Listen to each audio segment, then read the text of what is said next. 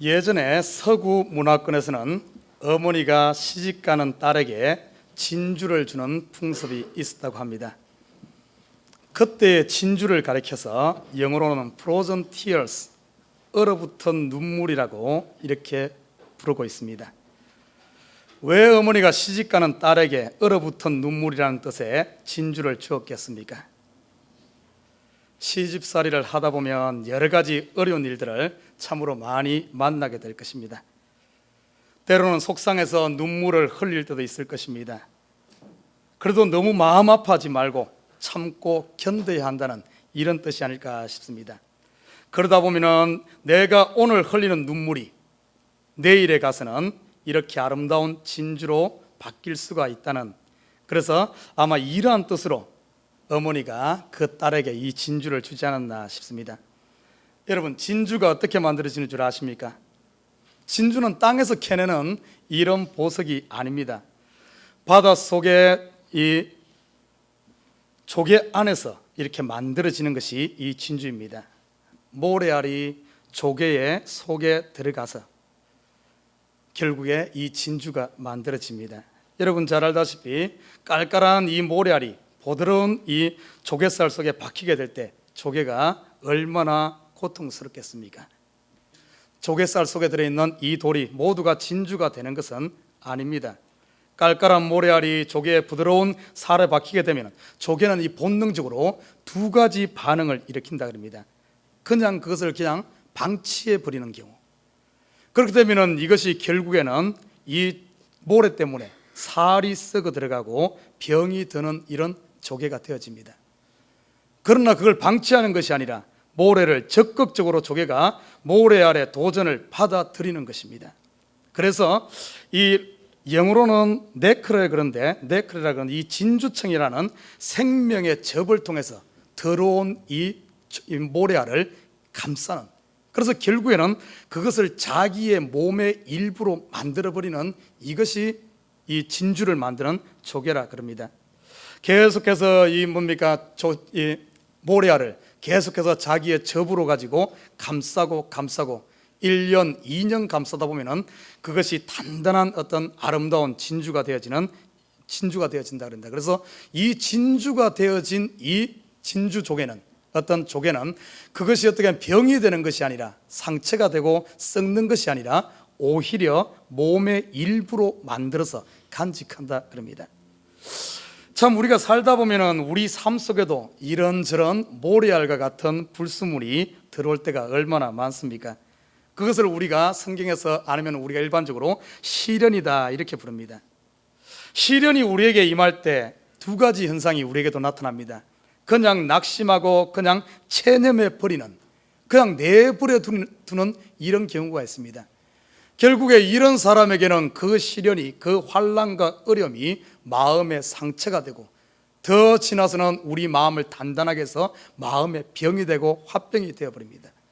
그러나 그걸 방치하지 아니하고 적극적으로 우리의 삶의 일부로 받아들이고, 우리가 그 도전에 대해서 적극적으로 나서서 인내하면서 극복하게 되면 그것은 우리에게 상처를 주는 것이 아니라 우리의 생명을 더 값지게 하는 진주로 만드는 줄 믿습니다. 그래서 성경은 이렇게 말합니다. 시편 34편 19절에서 의인은 고난이 많다 이렇게 말합니다. 비록 고난이 많지만 그 고난을 통해서 의인은 더 정결해지고 더 정화되어지고 그의 성품이 하나님을 닮은 참으로 멋진 이런 진주와 같은 이런 성품으로 바뀐다 이렇게 말하고 있습니다. 여러분, 고난당할 이유가 무엇이겠습니까? 우리 믿는 사람에게 고난이 왜 오겠습니까? 하나님의 말씀대로 살려고 하고 신앙대로 살려고 하고 믿음으로 살려고 하다 보니까 때로는 우리 믿는 사람들에게 더 많은 고난이 있습니다. 하나님께서 우리에게 오는 이런 고난들을 왜 막아주지 않고 우리에게서 왜 제하지 않겠습니까? 이유가 있어요. 능히 우리가 그것을 우리에게 주신 믿음으로 말미암아, 믿음은 생명 아닙니까? 이 믿음의 생명으로 그것을 감싸고 극복하고 이겨내므로 말미암아 결국에 이 고난을, 고통을, 시련들을 극복한 성도들에게는 하나님 보시기에 아름다운 그리스도를 닮은 성품, 진주를 만들어내기 때문에 이것을 허락한 줄 믿습니다. 자, 오늘 본문에 보면은 이렇게 말합니다. 그러므로 형제들아 주위에 강림하시기까지 길이 참으라. 우리가 성도들이 이 땅에 살아가면서 여러 가지 환난이 있고 어려움이 있고 고난이 있을 텐데, 그 고난에 대해서 오늘 본문에서는 주위에 강림하시기까지 길이 참고 인내하라 이렇게 당부하고 있어요. 여러분, 어떻게 하면 우리가 끝까지 참아서 주님 앞에 재판장 되시는 그분 앞에 서서 우리의 억울함과 우리의 모든 아픔들을 그분 앞에 아뢰고 그분 앞에 상 받는 삶을 살 수가 있을까요? 여러분, 세상에서 보통 인내하라 참으라 그러면은 그냥 묵묵히 참는 걸 이야기합니다. 여러분, 참는 것도 한계가 있어요. 세상적인 방법으로는 인간에게는 한계가 있기 때문에 참다 더 이상 못 참을 때가 있습니다. 그러나 성경에서는 우리에게 요구하는 것이 주위에 강림하실 때까지 참으라 그래요. 어떤 의미입니까? 쉽게 말하면 죽을 때까지 참으라는 거예요. 한번 참으려고 각오했으면 끝장을 보라는 겁니다. 끝장을. 네가 죽든지 내가 죽든지, 아니면 참으려고 시작했으면 주님 오실 때까지 끝장을 봐야지 뭔가 되지. 재판장 앞에 설 때까지 참아야지 되지. 그러지 않고 10번 참다가 그냥 폭발해버리면 그 10번 참았던 것이 무효화되어진다는 겁니다. 예수님께서 베드로에게 말하지 않습니까? 7번씩 70번도 참아라. 끝까지 참으라는 거예요. 끝까지. 그래야만 상을 주시는 그분 앞에 상을 받을 수 있다는 사실입니다. 오늘 이 시간에는 어떻게 하면 우리가 주위에 강림하실 때까지 끝까지 참을 수 있을까? 이 시대 많은 문제가 뭔가 하면 처음은 잘 참아. 한 번, 두 번은 잘 참습니다. 그러나 세 번째 가면 이제 흔들리기 시작해.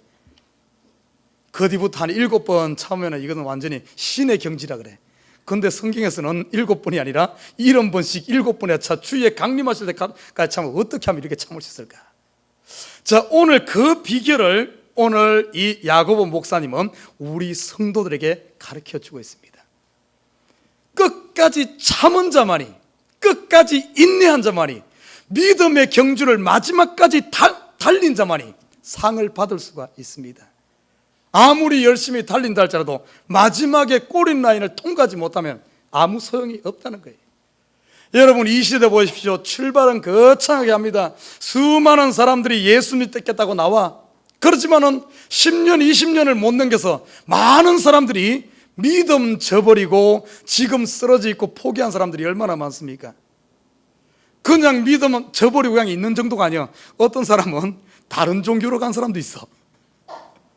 아예 딴 데 간 사람도 있어. 딴 데 간 사람. 그러면은 이렇게 달려온 그것이 무슨 소용이 있겠습니까? 오늘 본문에 여기서 보면은 주위에 강림하실 때까지 길이 참으라. 이 말은 신앙을 한번 시작했으면은 끝까지 가라는 거예요. 끝까지. 주님 오실 때까지 달려가서 영생으로 들어가라는 겁니다. 중간에 포기하지 말란 거예요. 여러분, 지금 갓신앙생활 하는 사람도 있을 거고 지금 10년, 20년, 30년 달려온 사람들도 있을 겁니다. 아무튼 지금 신앙에 발을 디뎠으면 끝까지 달리시길 주님으로 부탁드립니다. 그러면 어떻게 하면 우리가 끝까지 달려서 상 받는 자가 될 수 있을까? 오늘 본문에서는 세 가지로 이야기하고 있습니다. 세 가지 이야기를 들어서 이렇게 하면은 너희가 끝까지 달릴 수 있다. 세 가지 본을 들어서 이야기해주고 있습니다. 세상 방법 가지고 그냥 묵묵히 참는다고 끝까지 이건 인내할 수 있는 것 아니에요. 세상 방법으로는 안 된다 그러면 안 된다는 겁니다. 그래서 오늘 야고보 목사님은 세 가지의 본을 들어서 이렇게 한다면은 너희도 능히 주위에 강림하실 때까지 시련과 환난과 고난을 인내할 수 있다. 이렇게 말하고 있습니다. 자, 오늘 세 가지 중에 첫 번째 보면은 7절에 나와 있습니다. 7절 중간부터 보면 이렇게 말합니다. 보라, 농부가 땅에서 나는 귀한 열매를 바라고 길이 참아 이른 비와 늦은 비를 기다리나니, 이렇게 말하고 있어요. 여기에 보면 농부의 사례를 들어서 끝까지 참아라 이렇게 말합니다. 첫째는 농부를 들었고, 두 번째는 선지자들이 인내한 본을 보라 그러고, 세 번째는 욥이란 사람의 인내를 듭니다. 이 세 가지 경우를 우리가 이 시간 잘 살펴보면서 어떻게 하면 우리도 끝까지 인내하여 상 받는 자가 될 수 있을까? 살펴보고자 합니다. 첫 번째, 농부의 인내를 들었어요. 왜 여기에 인내하는데 농부를 갖다 이야기했을까? 오늘 이거 보면은 첫 번째 포인트가 농부가 땅에서 나는 귀한 열매를 바라고 이렇게 말합니다. 여러분, 농부가 농사 지을 때 씨를 뿌릴 때, 그가 씨 뿌릴 때 바라보는 것이 뭔 줄 압니까? 그에게는 뭔가 이 씨를 뿌리게 되면 이 씨가 싹이 나고 뭡니까? 이삭을 키워서 나중에 가서는 반드시 30배, 60배, 100배의 열매를 맺을 것이라는 어떤 열매에 대한 소망과 기대를 가지고 씨를 뿌립니다. 우리가 믿음 생활하면서 어떻게 하면 우리에게 있는 환난과 어려움을 이겨나갈 수 있을까? 무슨 일을 하든, 기도를 하든, 사업을 하든, 직장 생활하든, 아니면 결혼을 해서 결혼 생활하든, 무엇이든지 시작할 때 농부가 씨를 뿌릴 때 그가 그 마음속에는 뭘 바라보는 줄 압니까? 씨 자체를 바라보는 것이 아니라 이 씨를 뿌리면 반드시 열매를 맺을 것이라는 소망을 가지고 뿌린다는 거예요. 목표를 가지고, 꿈을 가지고, 비전을 가지고 시작을 한다는 겁니다. 우리가 중간에 포기하는 사람이 왜 포기하는 줄 압니까? 이 소망이 있기 때문에, 뭔가 꿈이 없기 때문에, 목표에 대한 확신이 없기 때문에 중간에 포기합니다. 여러분, 누군가 이렇게 운동 경기를 합니다. 경기를 하는데 거기에 마지막 상을, 예를 들어 아이스크림 2개 이렇게 걸어 놓으면은 아마 막 하다가 힘들면은 아마 대부분 포기할 거예요. 그 아이스크림 2개, 아이고 그 값어치. 그러나 반대로 집 한 채, 아마 이래 놓으면은 다리 부러져도 아마 그 끝까지 할걸요. 집 한 채가 아니라 예를 들어 뭐 1억 불 이래 놓으면은 아마 목숨 내놓고 할 거예요. 분명한 목표에 대한 분명한 것이 있으면 끝까지 달려간다는 거예요. 농부가 결실 거기에 대한 소망이 없으면 어떻게 그 여름의 더위와 그 힘든 것을 이겨나가겠습니까? 시작하기 전에 벌써 소망을 부여잡는다는 거예요. 소망. 여러분, 지금 가정을 시작했습니까? 이 가정을 통하여 하나님 영광 받으시고 이 가정이 견고한 가정 되어서 지금 남편이 비실비실하고 아무것도 없다 할지라도, 부인이 지금 뭔가 없다 할지라도, 뭔가 지금은 없지만 나중은 분명히 이 남편이 뉴욕에서 소문나는 최고 가는 보아스와 같은 남편이 될 것이다, 이런 소망을 가지고 출발한다면 아마 결혼 생활에 좀 힘들어도 다 이겨나갈 겁니다. 남편이 좀 뭐 해도 못 하더라도 분명히 우리 남편은 최고의 남편이 될 거예요. 기대한다면, 소망을 가지고 한다면 능히 승리할 줄 믿습니다. 사업도 똑같아요. 사업도 시작할 때 이 꿈이 없이 소망을, 이 열매를 바라보지 않으면 그냥 시작했다가 조금 힘들면 대부분 그냥 사업 접어버립니다. 그러나 분명한 이 사업을 통해서 내가 이루고자 하는 꿈과 비전과 이걸 통해서 하나님께서 역사하실 것이라는, 축복하실 거라는 확신을 가지고 출발한 사람은 비록 손님이 한 달 동안 없다 할지라도 아마 포기하지 않을 거예요. 끝까지 분명히 한 달은 없지만은 분명히 그 다음부터 몰려올 거예요. 아마 2, 3년 지나면 든든하게 세워질 거예요. 아마 버텨나갈 수도 있을 줄 믿습니다. 저는 우리 집 뒷뜰에 농사를 짓습니다. 이제 시작할 때가 다 돼가요. 날씨가 이제 풀렸으니까. 여러분, 농사 지어 본 분은 아실 거예요. 상추 씨는 심으면 얼마 만에 나오는 줄 압니까? 상추는 씨 뿌리면 일주일이면 싹이 올라옵니다. 어떤 씨가 제일 늦게 나는 줄 압니까? 보통 호박 씨는 한 2주 정도 지나면 싹이 올라와요. 제일 안 올라오는 것이 뭔 줄 알아요? 깻잎입니다. 깻잎. 이 깻잎은 뿌려놓으면 한 달 지나도 안 보여.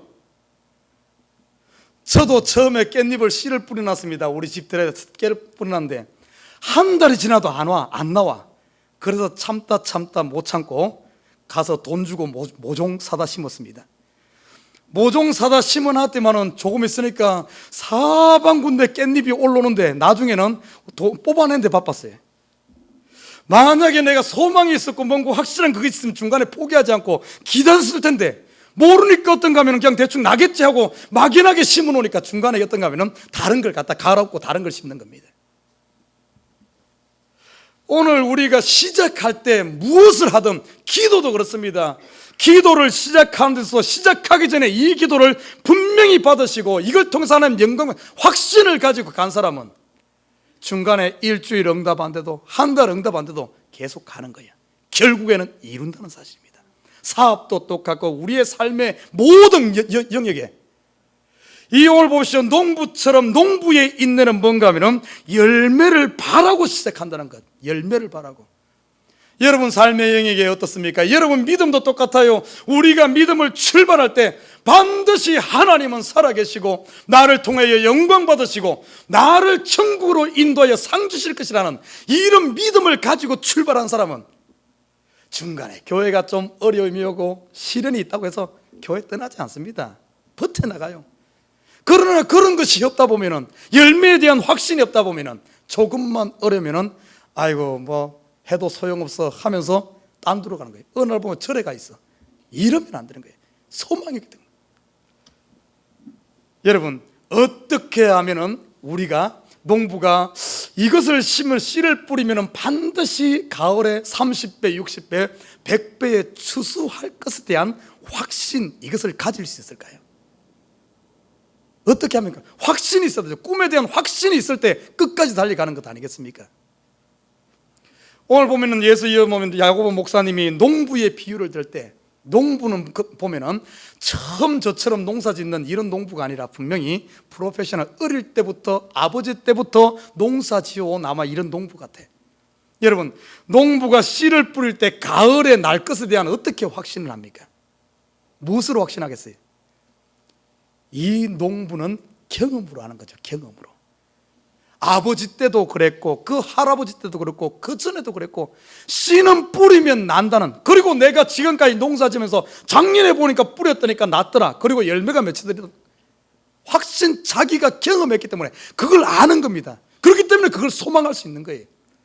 우리 믿음의 세계도 똑같습니다. 우리 믿음이 뭔 줄 압니까? 믿음도 내가 경험하고 체험하고 뭔가 이렇게 잡은 사람은 이 확신 가운데 서는 거예요. 흔들리지 않습니다. 그러나 믿음을 내가 체험하지 못하고 막연하게 지식으로 이론만으로 아는 사람은 중간에 기다리지 못합니다. 저도 깻잎을 제가 직접 해본 것은 씨를 뿌리 배운 건 처음이에요. 옛날에 시골에서는 우리 아버지가 아니면 그냥 할 때는 제가 뿌리지 않고 얼마나 밭에 다니까 몰랐죠. 내가 경험해 보니까 아 이렇게 나는구나, 확신이 쓰는 거예요. 그 다음부터는 어떤 줄 압니까? 이제는 기다려요. 뿌리 놓으면 그냥 기다리는, 뭐 일주일, 이주일, 한 달 안 나도 전혀 신경 안 씁니다. 아니나 다를까 씨는 정직해. 시간이 지나면 싹을 틔운 줄 믿습니다. 어떻게 하면 우리 신앙도 그래요. 우리가 이런 작은 것부터 큰 것까지, 믿음은 이론이 아니라 내가 체험입니다. 체험. 신앙은 체험해야 돼요. 신앙은 삶입니다. 그래서 성경 창세기부터 요한계시록까지 보면은 믿음의 세계를 이야기하는데 선진들의 삶을 다루고 있어요. 아브라함이 이렇게 살았더라. 삶입니다. 절대 신앙을 이론으로, 공부로 이렇게 하려고 하지 말아요. 공부라고 이론으로 하는 것은 더 좋은 이론, 더 확실한 이론, 더 과학적인 이론이 오게 되면 무너집니다. 그러나 체험은 그러지 않습니다. 내가 경험하고 내가 체험한 것은 그 어떤 이론, 수없이 많은 이론이 온다 할지라도 내가 해봤는데, 내가 경험해봤는데, 내가 씨를 뿌리니까 그래서 열매 거둬봤는데 흔들리지 않아요. 이게 신앙입니다. 이 농부의 확신은 어디로 오겠습니까? 체험이에요. 경험입니다. 여러분 우리 신앙의 열매, 이 결실, 확실한 체험은 어디로부터 온 줄 압니까? 신앙에서 열매는 어디에서 맺힌 줄 알아요? 모든 나무의 가지 끝에 열매가 맺히듯이 우리도 똑같습니다. 하나님의 말씀을 듣고 마음에만 가지고 있어서는 열매가 맺히지 않아. 이론으로나마 하나님의 말씀을 듣고 그 말씀을 내가 실천해 볼 때, 내가 입으로 고백할 때 구원이 완성되듯이 내가 손으로 실천하고 그 말씀 앞에 순종되어질 때 그곳에 열매가 맺히는 줄 믿습니다. 이 열매를 따따라 열매가 있어야 돼요. 우리 신앙에는. 그래서 이 야고보 목사님은 계속해서 야고보서에서 강조하는 것이 뭔가 하면 행위를 강조하잖아요. 순종하고 행동해라. 너희가 30년 신앙생활 했느냐, 50년 신앙생활 했느냐, 너희가 네 삶 가운데 체험하지 못한다면, 체험한 신앙이 아니라면 그건 무너지는 건 한순간이다. 그러나 너희가 확실히 경험하고 체험한, 네 자신을 처복종시켜 순종해서 얻은 체험이라면 그거는 확실하다. 흔들리지 않는다는 사실입니다. 나는 우리 에버린 식구들이 말로만 하는 신앙이 아니라, 이론의 신앙이 아니라 삶 속에서 작은 것부터 실천하시길 주님의 이름 부탁드립니다. 여러분, 입으로부터 복음 전하는데 아이고 저 사람 전해도 안 될 거예요 그러지 말고 일단 실천해요. 입으로 시인하고 입으로 증거하고. 큰 것을 한꺼번에 하려면 병납니다. 저도 이 어깨에 인대를 다쳤어요. 인대를 다쳤어. 평소 때 하는데 조금씩 하면 괜찮은데 운동하다가 갑자기 그날은 자신감이 붙더라고. 자신감이 생겨. 그래서 평소보다 25파운드를 더 올려가지고 힘을 썼더니만 그냥 팔이 인대가 나가버렸어. 그냥. 우리 이 몸도 그래요. 안 하던 거 갑자기 하면 안 되는 거예요. 병나는 거예요. 신앙도 그렇습니다. 지극히 작은 것부터 하십시오. 지극히 작은. 오늘 우리 삶의 영역 가운데 할 수 있는 지극히 작은 것부터. 다른 사람 돕는데 막 몇천 불, 몇만 불 하려고 하지 말고 당장 어려운 1불부터 해요. 1불부터. 길거리에서 어려운 1불부터 시작해서 5불, 10불 내 호주머니에 있는 범위 내에서 하십시오. 그렇게 하다 보면 나중에 가면 큰 일도 감당할 수 있는 줄 믿습니다. 이 경험, 농부에게 가장 중요한 건 열매를 바라고 소망을 가지고 기대를 가지고 하는데, 이 기대와 소망이 확신 가운데 선 거고, 이 확신은 경험으로부터 온다는 사실.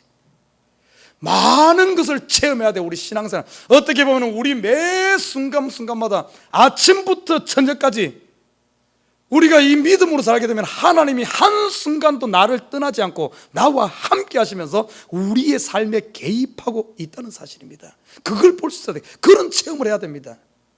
어떤 사람은 내 일생 가운데 하나님이 응답 한 번밖에 안 했어. 이게 아니라 우리 잘 알잖아요. 책에 보면 조지 뮬러라는 사람은 2만 번의 응답을 받았다 그래. 2만 번. 그의 삶 자체가 작은 것부터 지금 먹을 것이 없으면 하나님 먹을 것이 없네요.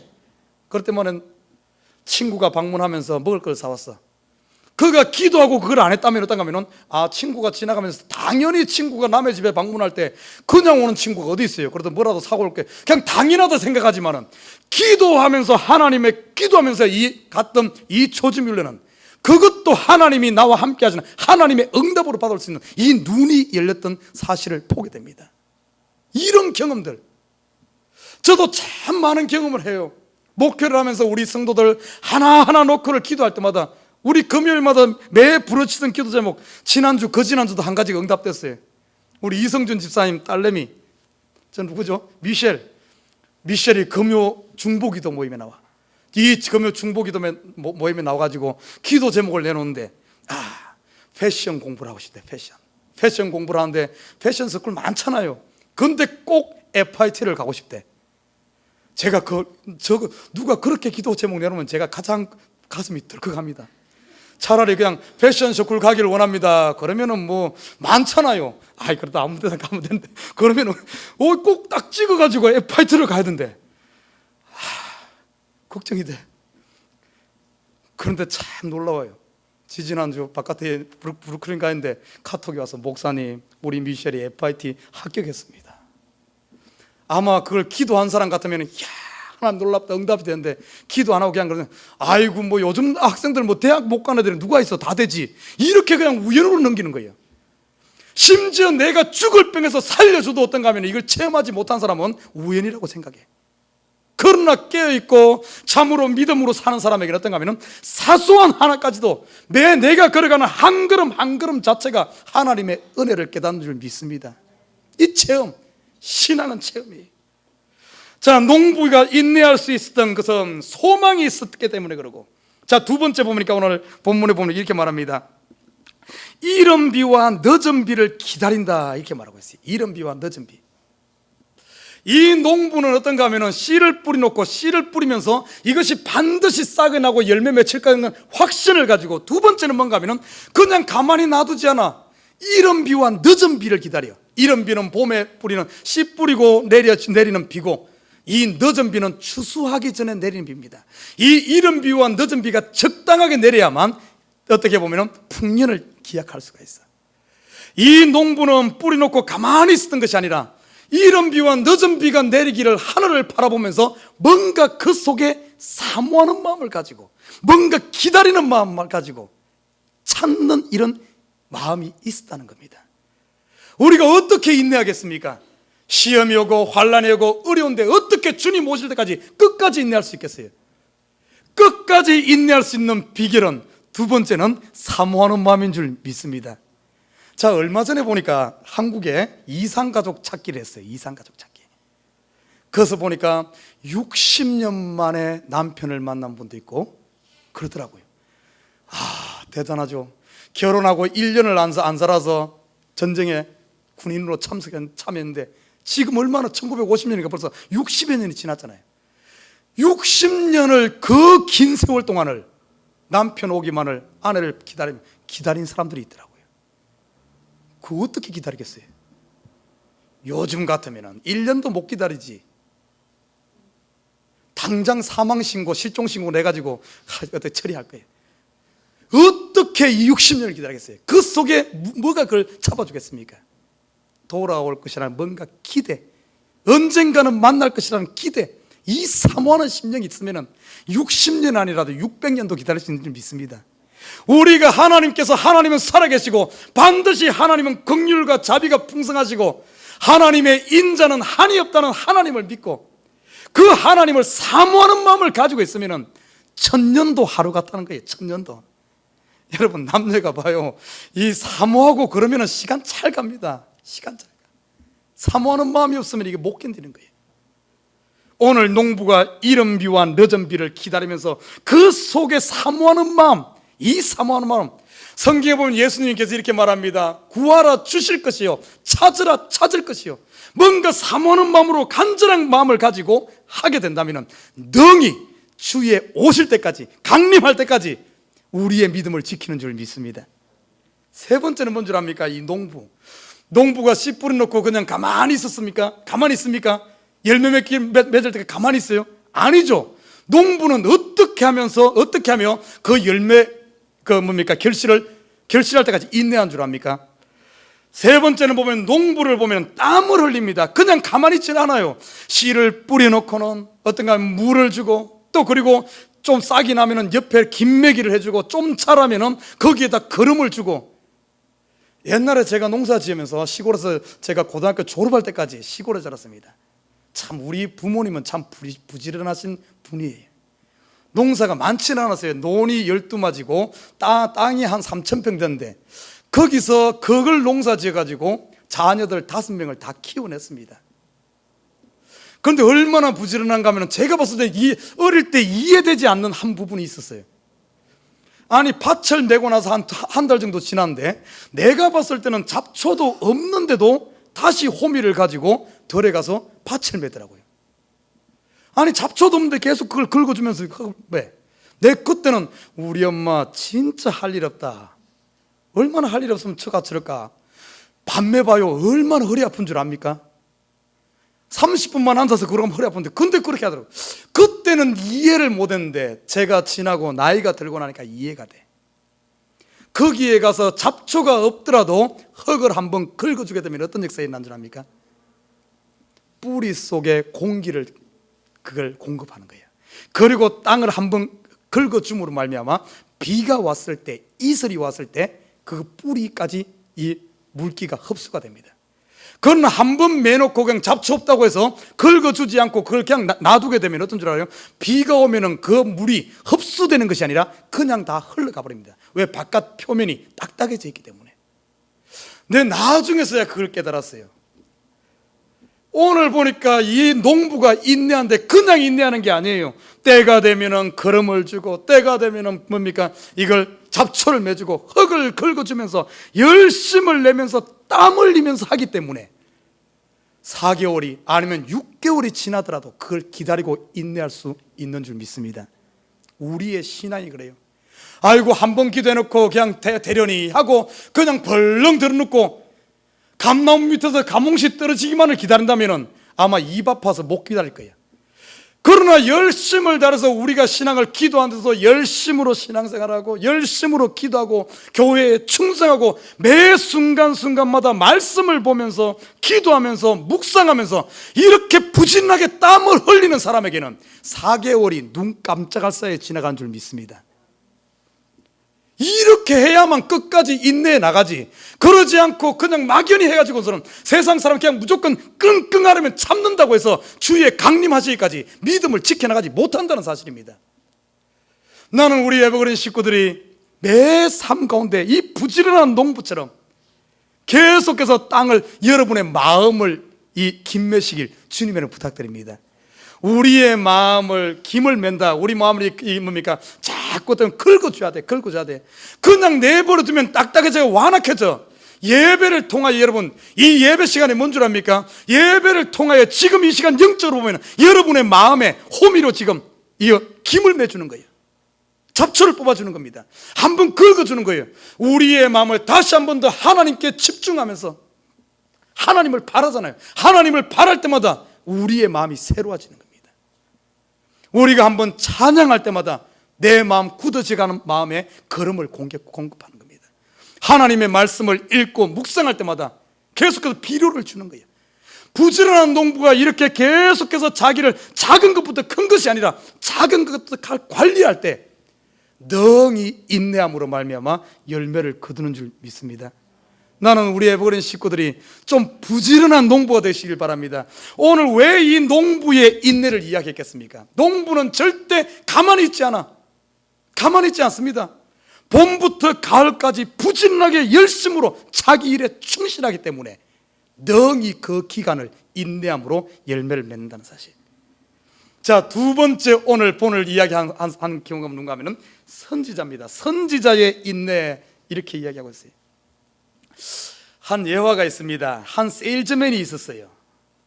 이 세일즈맨이 한 집에 현관문을 두드립니다. 똑똑똑. 그러니까 그 집안에서 아주 우락부락하게 생긴 남자가 나와서 말합니다. 지금은 필요한 물건이 없습니다. 돌아가 주십시오. 자, 그 다음날 이 세일즈맨이 다시 와서 똑똑 노크를 합니다. 어제 만났던 그 남자가 다시 나와. 이제는 약간 목소리를 높여서 어서 가 주십시오. 인사하고 나왔어요. 그 다음날 가서 다시 노크를 합니다. 이번에는 그 집주인 남자가 고함을 지르면서 또 찾아오다니, 오지 말라고 했잖아요. 그리고는 이 남자가 불같이 화를 내면서 세일즈맨의 얼굴에다가 침을 뱉어버립니다. 그때 이 세일즈맨은 미소를 지으며 호주머니에서 손수건을 꺼내서 얼굴에 침을 조용히 닦아낸 다음 하늘을 이렇게 한번 쳐다보고 나서는 이렇게 말합니다. 비가 내리나 보군. 여러분, 이게 바로 믿음의 사람이 아닌가 싶어요. 비가 내리나 보군. 여기서 오늘 선지자의 어떤 이런 인내가 아닌가 싶어요. 하나님의 말씀을 받았어요. 너는 가서 저 백성에게 말씀을 전가라. 하나님의 뜻을 전가라. 백성들 앞에 가서 그 하나님의 메시지를 그들에게 전가합니다. 메시지를 전가하면 하나님의 소리를 들으면 그들이 회개하고 돌아올 것 같은데 실질적으로 가서 그들에게 복음을 전가했을 때 그들의 반응이 어떤 줄 압니까? 오히려 화를 내면서 얼굴에다 침을 뱉는 거예요. 심지어는 그를 잡아서 매로 치기도 하고 심지어는 죽이기까지 합니다. 그럼에도 불구하고 이 선지자가 어떤 태도를 취한 줄 압니까? 그들과 대판 싸운 것이 아니라, 아이고 그냥 포기한 것이 아니라 하늘을 우러러보면서 침 뱉으면 침을 그냥 닦고 하늘을 바라보면서 비가 오나 보군, 비가 오나 보군. 그러면서 여전히 자기의 길을 가는 거예요. 자기의 길을. 그 다음날 분명히 이 세일즈맨은 그 다음날 문을 닫을 때는 분명히 자기에게 목표한 그걸 팔았을 겁니다. 이게 바로 선지자의 믿음이에요. 선지자의 인내입니다. 선지자들은 수없이 많은 어려움과 환난과 고난, 당시에 복음을 전했을, 하나님의 메시지를 전했을 때 이방의 왕들뿐만 아니라 이스라엘 자기 백성들조차도 엄청난 고난과 핍박을 가했습니다. 대표적인 여러분 선지자 하면 여러분 잘 알다시피 이사야 선지자, 예레미야 선지자, 이런 선지자 아닙니까? 특별히 예레미야를 우리가 읽다 보면 그가 이스라엘 그들에게 돌아와서 그들에게 축복, 쉽게 말해 하나님께 돌아오면 너희가 복을 얻을 것이요 만약에 이대로 제약된 데로 가면 멸망할 것이라는 이 메시지를 전했을 때 그 백성들은 오히려 침뱉으며 이 예레미야를 어떻게 한 줄 압니까? 예레미야를 매로 치고 구덩이에 빠뜨고 감옥에 집어넣고 이렇게 했어요.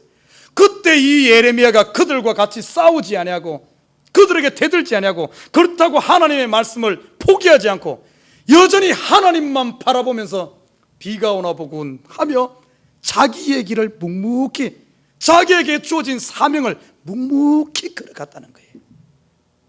이렇게 했기 때문에 이 선지자들이 자기의 사명 감당하게 되고 결국에는 이스라엘 백성들을 죽게로 토록게 하는, 나중에는 메시아를 보내서 그 백성 이스라엘 하나님의 백성들을 찾아오지 않습니까? 사랑하는 우리 식구 여러분, 저와 여러분, 나는 우리 에브리 식구들이 이 선지자의 인내가 있기를 주님에는 부탁드립니다. 특별히 여러분, 하나님의 일을 하는 데 있어서 우리가 믿음으로 살아가는 데서 이걸 잘해야 돼요. 많은 성도들이 처음에는 열심히 합니다. 교회 와서 내가 이렇게 하다가 사람들이 안 알아줘. 사람들의 반응이 냉랭해. 때로는 오히려 주의 일 열심히 하니까 침뱉어. 여러분, 주의 일하면 욕 많이 먹습니다. 잘하면은 잘한다, 잘하면은 주의 일하는데 막 잘하면 어떤 줄 알아요? 칭찬을 해야 되는데 칭찬하는 사람이 있는 반면 또 일부에서는 시기 질투를 합니다. 아이고, 또 지 자랑하네, 또 지 잘났다고 하네. 시기 질투하는 거예요. 또 못하면 어떤 게, 못하면 칭찬하잖아요. 그러지도 않아요. 또 못하면 못했다고, 잘하면 잘했다고. 이래가지고 몇 번 사람들하고 부딪히고 나면은 에이, 안 해버려, 그냥 다 내려놔.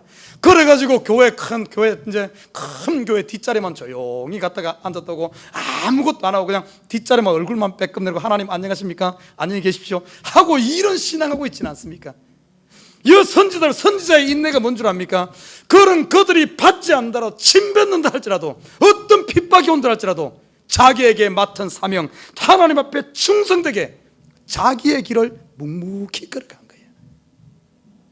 이게 바로 선지자의 인내입니다. 사랑하는 우리 식구 여러분, 나는 우리 에버그린 식구들이 이 선지자의 인내처럼 여러분 맡은 자리에서 누가 알아주든 알아주지 않든, 여러분을 욕하든 어쩌든 그 길이 하나님의 뜻이고 하나님께서 주신 나에게 비전이고 내가 해야 될 일이면 주의 강림하실 때까지 그 일을 하시길 주님에게 부탁드립니다.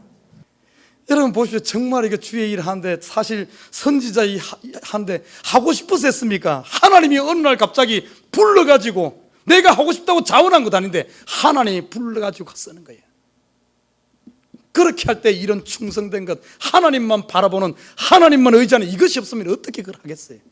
특별히 교회에 일하는 식구들은 이 선지자의 인내를 가지고 끝까지 주님 바라보면서 목표를 붙잡고 가다 보면 반드시 응답되어지는 날이 있는 줄 믿습니다. 이 선지자 인내가 있어요. 자, 마지막 한 가지를 더 보면 욥의 인내를 다루고 있어요. 욥의 인내. 자, 오늘 본문을 보면 11절에 이렇게 말합니다. 11절에 보라, 인내하는 자를 우리가 복되다 하나니 너희가 욥의 인내를 들었고 주께서 주신 결말을 보았거니와 주는 가장 자비하시고 긍휼히 여기시는 자신이라. 아니, 욥을 왜 여기에 또 우리 성도들의 인내의 본으로 들었을까? 자, 욥의 인내를 한 가지로 말한다면 욥은 의인이었어요. 잘 나갔습니다. 하나님과 아주 밀접한 관계를 가지고 그렇게 신앙생활한 거예요. 그러나 어느 날 하루아침에 그의 모든 재산이 없어졌고 자녀들이 다 죽고, 그리고 자기 몸에 병을 얻었어요. 그런데 욥이 아무리 생각해봐도 그 원인을 모르겠는 거예요. 이유를 모르겠어요. 차라리 내가 죄를 많이 지어서 뭔가 오는 그거라면은 회개하고 하나님 앞에 긍휼을 구할 텐데, 아무리 생각해봐도 죄 지은 것 같지가 않아. 욥이 얼마만큼 의롭게 살았는가 하면은 자기가 생각나고 자기가 보는 자기가 지은 죄에 대해서는 철두철미하게 하나님 앞에 제사 지내면서 그 죄를 회개했습니다. 그뿐만이 아닙니다. 자녀들이 잔치를 한다든지 자녀들이 무슨 파티를 하고 나면은 뭔 죄 지은지 모르잖아요. 그것까지도 모르는 죄까지도, 모르는 부분까지도 하나님 앞에 제사를 지내면서 하나님, 내가 기억하지 못하는 죄까지, 내가 부지 중에 지은 죄까지, 혹시 내 자녀들이 실수로 지은 죄까지 용서해달라고 하나님 앞에 회개하며 살았던, 제사 지내며 살았던 이런 사람입니다. 그런데 이 환란이 그냥 작은 것도 아니요, 하루아침에 모든 것을 잃어버리는, 자기 몸의 평가, 아무리 욥이 생각해도 그것의 원인을 모르겠는 거예요. 이유를 이해할 수 없는 일은, 우리가 인생 살다 보면 때로는 이런 일들이 있어요. 이해를 못하겠어. Why me? 왜 납니까? 내가 뭔 죄를 많이 지어서, 우리 조상이 뭔 죄를 많이 지어서 왜 해필이면 납니까? 우리가 인생 살다 보면 이런 일들이, 차라리 뭔가 원인을 안다면은 아이고 내가 죄값을 받는갑다 이러지만은, 원인을 전혀 모르는 이런 상태에서 어떻게 이겨나갈 겁니까? 우리 인생 살다 보면 이런 일들이 있어요. 얼마든지 이해할 수 없는, 원인을 알 수 없는 이런 고난과 시련이, 환난이 있다는 겁니다. 내가 저 사람한테 모든 것 잘해주고 참으로 된 물에 빠져 죽어가는 사람 건져주는데 저 사람이 나를 미워해. 이유를 모르겠어. 내가 뭔 잘못했다고. 이런 일들이 얼마든지 있을 수 있다는 거예요. 여러분, 이 부분을 어떻게 할 것인가? 그냥 얻어맞고만 있으면, 그냥 참다고 그냥 끙끙 앓고 있으면 어떻게 되겠어요? 내 마음에 상처가 돼. 내 마음에 병이 돼. 그래서 다시는 누구 도와주나 봐라. 도와주면 또 보따리 내놓으라 그럴 텐데, 이러다 보면 상처가 돼. 욥은 이것을 어떻게 그것을 극복한 줄 아십니까? 욥 속에서도 얼마나 낙심이 일어나겠어요. 얼마나 불평이 일어나겠습니까? 그러나 욥은 그것을 그냥 불평이 일어나는 대로, 낙심이 되는 대로 내버려 두지 않았다는 사실입니다. 욥기를 한번 보십시다. 욥기 1장 20절에서 22절 보면 이렇게 말합니다. 욥이 일어나 겉옷을 찢고 머리털을 밀고 땅에 엎드려 예배하며 가로되, 내가 모태에서 적신이 나왔자온즉 또한 적신이 거리로 돌아갈지라. 주신 자도 여호와시요 취하신 자도 여호와시니 여호와의 이름이 찬송을 받으실지니라. 이 모든 일에 욥이 범죄하지 아니하고 하나님을 향하여 어리석게 원망하지 아니하니라. 이 말은 다른 말로 표현하면 그 속에 원망이 불릴 듯 일어나 원인을 모르겠거든. 그럼에도 불구하고 욥이 그 부분에서 하나님의 뜻이 분명히 있을 거예요. 나는 모르지만 하나님의 이유가 있을 거예요 하며 원망한 것이 아니라 자기 자신의 불만과 원망들을 싸우면서, 그것을 하나님을 바라보면서 분명히 하나님 앞에 호소하면서 어리석게 원망하지 않았다는 겁니다. 욥이 그 속에서 이것을 피하지도 않았어요. 여러분, 진주조개가 모래알이 왔을 때 그걸 내버려 뒀다면 그것이 병이 되고 상처가 되고 결국은 죽습니다. 그러나 그것을 적극적으로 받아들이면서 그냥 놔둔 것이 아니라 믿음으로, 믿음의 첩을 내가지고 그걸 감싸는 거예요. 하나님의 이유가 있겠지, 하나님의 뜻이 있겠지, 이걸 통해서 하나님의 영광이 드러나겠지. 하나님은 좋으신 분이요, 하나님은 자비하신 분이요, 하나님은 긍휼하신 분이요, 하나님께서 지금까지 나를 이렇게 채우지 않았나. 하나님이 채웠으니까 또 가져가시면은, 가져가실 땐 또 가져가시겠지. 또 가져가시면 언젠간 또 주실 거예요. 내가 아는 하나님은 좋은 하나님이에요 하면서 자기 속에 일어난 이것을 내버려 둔 것이 아니라, 쑥대밭에게 내버려 둔 것이 아니라 끊임없이 자기와의 싸움을 통해서 자기 입으로 원망하지 않고 그것을 생명으로 바꿨다는 거예요. 생명으로. 욥기서 2장 9절에 10절에 보면 또 재미있는 표현이 나옵니다. 이번에는 그 아내가 와서 이제 속을 긁는 거예요. 2장 9절 10절에 보면 그 아내가 그에게 이르되, 당신이 그래도 자기 순전함을 굳게 지키겠느냐? 하나님을 욕하고 죽어라. 아이고, 이런 부인 두면 얼마나 힘들겠어요. 여러분, 아닌 것 같지? 여러분, 와이프 한번 쳐다봐. 욥 상황 되면은 전부 이럴 수도 있어요. 아니, 보통 같으면 이렇게 억울하면은 막 땅을 치면서 원망할 텐데 욥은 묵묵히 그걸 버텨나가는 거예요. 아내가 봤을 때 얼마나 답답하면 이 소리가 있어요. 아이고, 이런 덩신, 뭔가 이런 뭐 이렇게 하는, 그 아내가 하도 답답하니까 아내가 한 소리 하는 겁니다. 그때 욥이 또 하는 말이 이래요. 10절에 보면 욥이 가로되, 그대의 말이 어리석은 여자 중 하나의 말 같도다. 우리가 하나님께 복을 받았은즉 재앙도 받지 아니하겠느냐 하고 이 모든 일에 욥이 입술로 범죄치 아니하니라. 야, 욥이 대단하죠, 그죠? 이렇게 욥이 그렇게 이걸 어떻게 보면은 범죄하지 않고 자기를 이길 수 있었던 것은 그냥 버티고만 있었다면 아마 열불나서 죽었을 겁니다. 그러나 그러지 않고 계속해서 하나님 앞에 부르짖는 거예요. 오늘 욥기서 19장에 보면 또 이렇게 말합니다. 19장 25절에 26절에 보면은 이렇게 말합니다. 내가 알기에는 나의 구속자가 살아계시니 후일에 그가 땅 위에 서실 것이라. 나의 이 가죽 이것이 썩은 후에 내가 육체 밖에서 하나님을 보리라. 욥이 계속해서 자기를 하나님 앞에 변론하면서 하나님 앞에 부르짖는 겁니다. 다시 말해 우리 몸에 병균이 들어오면 어쩝니까? 우리가 보이지 않지만 우리 몸에 병균이 바이러스가 들어오면 우리 속에 있는 적혈구, 백혈구가 어떤 게 싸우죠? 내가 생물 공부를 제대로 안 해가지고 백혈구가 싸우는가 적혈구가 싸우는지 모르겠지만 아무튼 그것이 가서 그게 혈장이 싸우나? 아무튼 가서 싸우면서 그것을 이겨내듯이 욥이 지금 이런 불평, 원망이 자기 속에서 일어날 때마다 어떤가 하면 하나님을 부여잡으면서 그것을 계속해서 그 속에서 저항하면서 싸워나갔기 때문에 욥이 어리석게 원망하지 않고 그 자기를 지킬 수 있었던 겁니다. 욥기서 23장 10절에서 14절 보면 이렇게 말합니다. 나의 가는 길을 오직 그가 아시나니. 내가 지금 고난당하고 어렵지만 분명히 그분은 아신다. 그 마음속에서 하나님께 지금 간구하는 거예요. 나의 가는 길을 오직 그가 아시나니 그가 나를 단련하신 후에는 내가 정금같이 나오리라.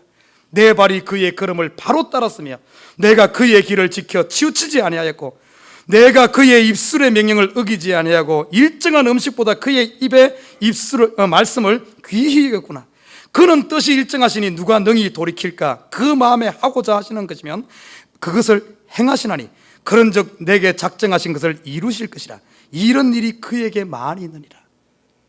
하나님이 분명히 뜻이 있어 나를 이렇게 힘들게 하고 이런 분명히 뜻이 있는 분인데 하나님은 뜻이 일정하신데 분명히 나를 이렇게 고통 가운데 이렇게 하신 후에는 분명히 하나님께서 뭔가 뜻을 이룰 것이다. 그렇기 때문에 이런 일이 있다 하며 자기 마음에 일어난 불평을 잠재우면서 하나님의 뜻만 묵묵히 바라보면서 이런 엄청난 그 속에 영적인 싸움이 있었기에 여러분 욥이 인내할 수 있었는 줄 믿습니다.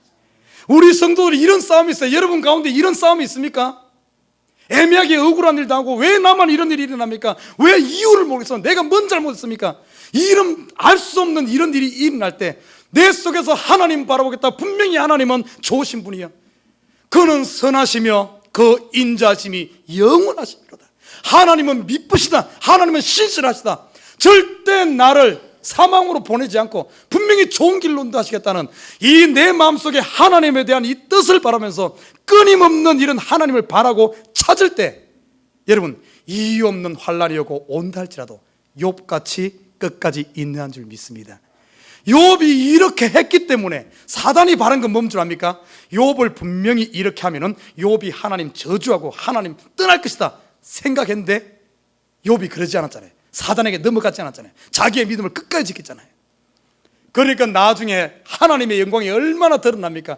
인내하면 욥을 기준으로 삼잖아요. 사단 앞에서 하나님이 할 말은 그 봐라 그 봐라 욥을 봐라. 네 생각 같으면 욥이 하나님 떠날까지 천만에 자기의 지키자. 그러면서 욥에게 말년해 보니까 오늘 본문에도 그 이야기 나오잖아요. 오늘 5장 11절에 보면은 욥이 인내를 들었고 주께서 주신 결말을 보았거니와. 욥의 결말이 뭡니까? 하나님의 최후 승리 아닙니까? 사단이 아무리 한다 할지라도 하나님이 승리, 하나님이 쉽게 말하면 사단하고 하나님은 내기 그렇잖아요. 내기. 결국엔 하나님의 영광이 드러나면서 사단을 박살내지 않습니까? 그뿐만 아니라 욥의 결말이 뭡니까? 그 모든 것 다 이랬지만 나중에 가서는 욥이 2배의 갑절을 받고 욥하면은 인내의 대명사로 하나님의 기쁨이 되질 않았습니까? 여러분 우리 그냥 가만히 있는 것이 이 믿는 사람들의 인내가 아니에요. 우리가 주의 오시기까지 강림하실까지 길이 참기 위해서는 농부처럼 부지런히 땀 흘리면서 소망을 가지고 사모하는 마음을 가지고 살아가시길 주님으로 부탁드립니다. 능히 이겨. 선지자처럼 누가 침을 뱉으면 비가 오는갑다. 여러분 우리 입술에 요즘 같은 때는 입에서 비 오는갑다 한 10번쯤은 해야 될 거예요. 그래야지 하루가 지나갈 겁니다. 그러면서 묵묵히 자기의 길을 가지고 자기의 사명을 행하는 이런 선지자 인내, 그리고 마지막 욥의 인내를 통해서 여러분 주의 오시는 그날까지 재판장 앞에 서서 상 받는 그날까지 인내함으로 참으로 많은 이들에게 하나님의 영광을 드러내는 정인되는 우리 식구들 되기를 주님의 이름으로 부탁드립니다. 우리 기도하십시다.